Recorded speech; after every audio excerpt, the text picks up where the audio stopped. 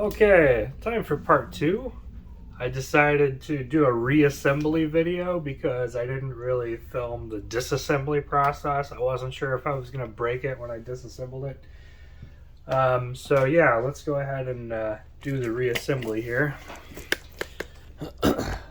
So one thing I noticed that there seem to be four springs, and like two of them are a little bit wider than the other. I'm sorry. Yeah, there's 6 springs, and 2 of them are a little bit fatter than the other 4.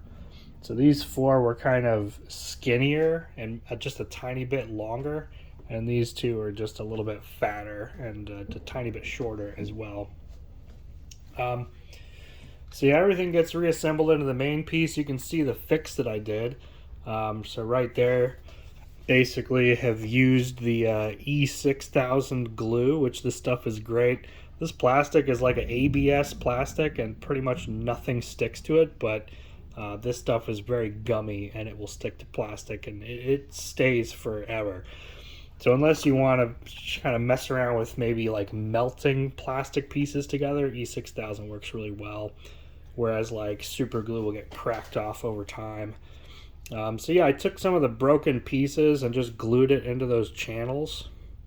You can kind of see there that, you know, they used to be hollow, like these outer ones, but now they're filled with that little plastic strip. So that's just a bumper to keep it from overextending, the latches from overextending. So there's that. The way this works is you take the two kind of larger screws and just drop them down inside these holes here. Those are the, oh, did I say screws? I meant to say springs. Yeah, those 2 springs go in there. And then this thing is the latch. Probably easiest thing to do is just go ahead and thread 2 of the skinnier springs onto those little pins like this. And then you just have to put those through those little guide holes there. So we'll just kind of put those in there. Oops. Oh, look, there goes a spring. All right, spring just hit the ground here. Let me see if I can find that. See if that's gone forever. Yeah, that's completely gone forever. Where did it go? Oh, there it is. All right, I was able to find it. So put that spring on there. Go ahead and get it lined up this time.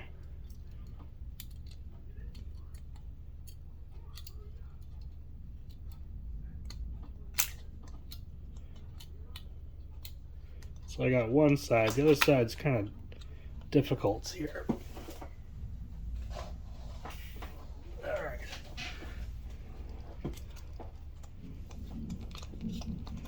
All right, so let's get that spring on there and then see if I can't shove it through the hole. There it goes. Alright, so now both of those are on there. The little pins are in the little holes so this thing can slide back. That's what we're looking for. And you can see it's not slipping out of its holes now that those 2 stops are in there. Alright, so I think that'll probably stay. Alright, so then these other 2 springs belong on these things. These are those little clips on the sides that go in like this. So the way these go in, it's kind of upside down. So you know the open side goes up and it just goes in that little hole there in the side there. So we'll kind of slide that in. It has a another little guide pin that it needs to go through. So make sure that the spring is compressing and the little pieces in there. That's what it should look like on the outside. Alright, so that may or may not stay there, I'm not sure, but then we'll do the same thing on this side.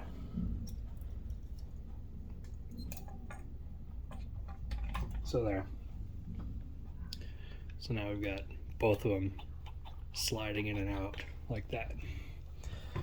So the next thing we'll do is put this button on here. This is the release button. It doesn't, you can't really see that it says release. There it is, kind of faded off. So that goes inside of this as kind of like a guide. So this whole thing just gets screwed down on top of this thing.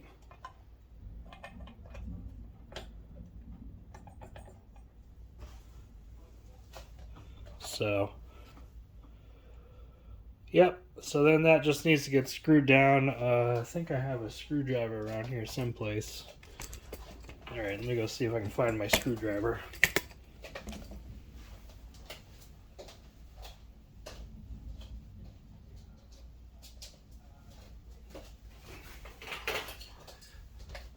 Alright, got a screwdriver right here.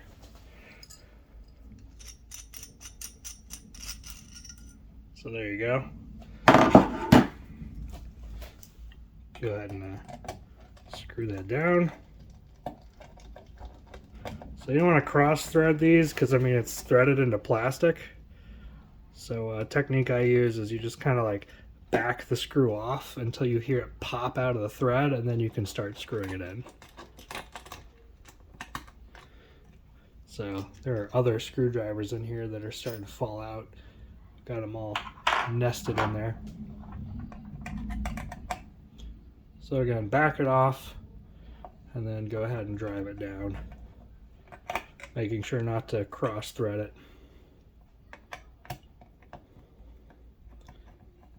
All right. So those 4 screws hold it down. Looks like these things are moving okay. So I've got the release button. Yeah, that seems to be working a lot better. It's not sticking like before. It would have gotten stuck. So I think I fixed the problem. Hopefully. Now the next thing we'll do is put this handle on. So handle goes on like that. It just sort of slides down in there. So what I'll do, I'll put it in like this. This lets me compress these 2 side springs.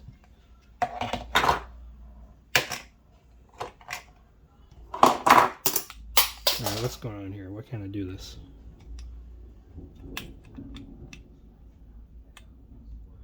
Oh, this thing must have some kind of functionality where it locks down and prevents these from overextending. Alright, I didn't know that. So I think I need to unscrew these things again.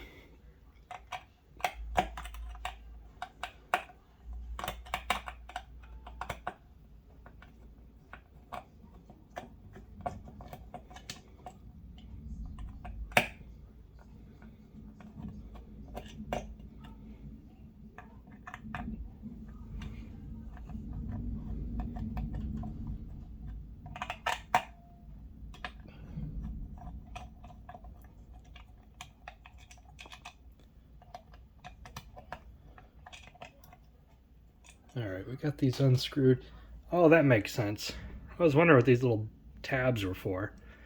So this thing has these little tabs. They need to go inside of these. You can see that little opening there when they're pressed in, so that keeps them from overextending. So all that needs to be assembled together, I guess.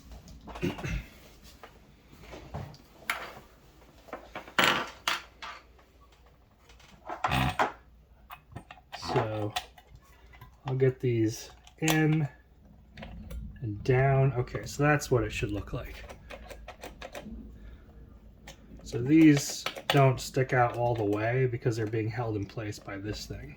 I'll bet you if I lifted it up, these would go shooting out. That's what happened when I took it apart, is that as soon as I unscrewed this thing, those little side pieces kind of shot outwards.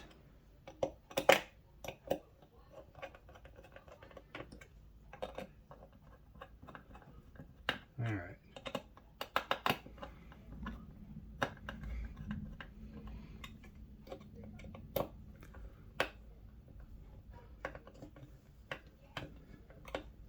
All right, this one doesn't seem to be going in there. So I'm going to back it off until I find the thread. And I definitely don't want to cross thread something through plastic. All right. So that's all 4 screws down. These 2 things are functioning properly. And these still look good. So the button still working, not getting stuck. So that's a good sign. All right. So yeah, let's do the handle now. So that handle comes down like this. I need to push in the little side pieces so that the handle can rotate downwards, and then it actually locks in place. And then I can put these little L-shaped pins in. So these pins came out, and they just slide in like that. And then you kind of rotate them downwards. So they slide in and then rotate downwards. So that way you have a little metal axle sort of connecting those. And then I hit the release button and it's all working fine. I can push the little side pins in and then rotate it back down and it's all working. So the next thing to do, I think, is to put this top piece on. I went ahead and cleaned it. It had all that, you know, dishwasher crap in there, so that's all been cleaned out. The way this thing goes on, I think, is you just kind of, I guess, push in. Okay, so that's the thing. You have to push in these little clasp pieces down here. You got to push those in so that the whole thing can snap down, and then just push down on it. Ah, there you go. So that's all snapped back together, and that's it. So now we got functionality. So these things you push in, lets you close that. It clicks down, you push the release button and it pops back up. So that's it. I fixed the problem. See, before I couldn't push this button at all. It was just completely stuck. So I would push and push and push. I could get this side to release. Like this side was going in, but this side wasn't. So that was my problem. I don't know if you guys have the same problem, but yeah, just gluing that little piece of plastic into that channel definitely fixed it. So yeah, that'll keep working until the next thing breaks, you know. But yeah, that was it. So yeah, hopefully that helps people out of a jam. I mean, I didn't really see anything else like that on YouTube, so yeah, leave a comment if you try this and it worked for you. I'm happy. That's why I'm making this video. So, all right, have a good one.